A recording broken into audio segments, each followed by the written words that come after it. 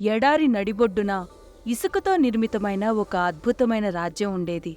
ఆ రాజ్యం యొక్క ప్రత్యేకత ఏంటంటే అది నిరంతరం తన స్థానాన్ని మార్చుకుంటూ ఎవరికీ చిక్కని ఒక మాయాలోకంగా ఉండేది. యువరాజు విక్రమాదిత్య పట్టాభిషేకం.